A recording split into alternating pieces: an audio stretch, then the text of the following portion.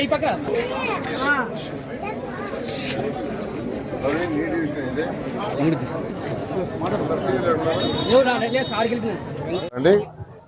ఈరోజు నెల్లూరులో 6వ డివిజన్లో నేను తిరిగినప్పుడు కొంతమంది పేదలు నిరుపేదలు కింద యాక్చువల్గా నేల మీద ఒక చిన్న టవర్ లాంటిది పెట్టుకొని దాని మీద కొందరైతే కూరగాయలు, కొందరైతే ఫ్రూట్స్, కొందరైతే పూలు అలా అమ్ముకోవటం జరుగుతుంది. అవన్నీ చూడటం జరిగింది.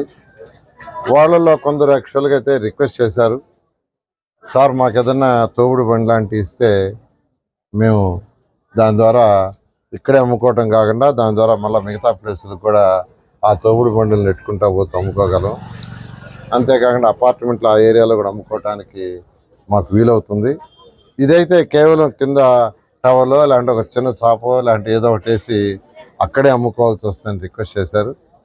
దాని మీద ఈరోజు 6వ డివిజన్లో ఒక ముగ్గురికి యాక్చువల్గా తోపుడు బండ్లు ఇవ్వటం జరిగింది. వాళ్ళు దీని ద్వారా వాళ్ళ యొక్క ఆర్థిక స్థితి పెరుగుతుందని ఇది చేయటం జరిగింది. ప్రతి ఒక్కరి యొక్క ఆదాయం పెరగాలి. ఈరోజు ముఖ్యమంత్రి నారా చంద్రబాబు నాయుడు గారు తను ఇచ్చిన భవిష్యత్ గ్యారంటీలో P4 అనే ఒక ప్రోగ్రాం ఇచ్చాడు. P4లో ఏంటంటే ఇలా ఆర్థిక సహాయం చేస్తూ ప్రభుత్వం కూడా చేస్తూ ప్రజలు ఎవరైనా డొనేషన్స్ వాళ్ళు ఇచ్చేవాళ్ళ దగ్గర కూడా తీసి ఇవ్వటం వల్ల అన్ని రకాల వల్ల వాళ్ళ ఆదాయం రాబోయే 5 సంవత్సరాల్లో రెట్టింపు జరగాలి మినిమం. ఆ ఉద్దేశంతోనే వీళ్ళు కూడా వీళ్ళ ఆదాయం ఉన్నది రెట్టింపు కావాలని కోరుకుంటున్నానండి. ఖచ్చితంగా అవుతుంది. ఖచ్చితంగా ప్రభుత్వం వస్తే ఇది మా సొంత నిధుల నుంచి చేయటం జరిగింది.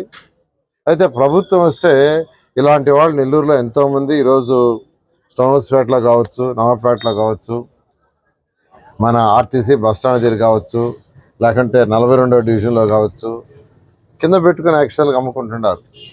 అంటే వాళ్ళకి ఇలాంటి స్తోమత లేక చేసుకునే స్తోమత. కొందరైతే బాడుకు తెచ్చుకొని చేసుకుంటున్నారు. రోజు 50 రూపాయలు అంటే బాడుగా, అది కూడా కనుక్కున్నాను. 50 రూపాయలు బాడుగు చెల్లించి తెచ్చుకొని చేసుకుంటున్నారు. ఖచ్చితంగా ఇటువంటి వాళ్ళందరికీ కూడా ఖచ్చితంగా ప్రభుత్వం వస్తుంది. వచ్చితే వాళ్ళందరూ కూడా సపోర్ట్ చేయడం జరుగుతుంది. Thank you. మరెన్నో వీడియోల కోసం మా ఛానల్ ని సబ్స్క్రైబ్ చేసుకుని పక్కనే ఉన్న బెల్ ఐకాన్ ని క్లిక్ చేసి యాక్టివేట్ చేసుకోండి.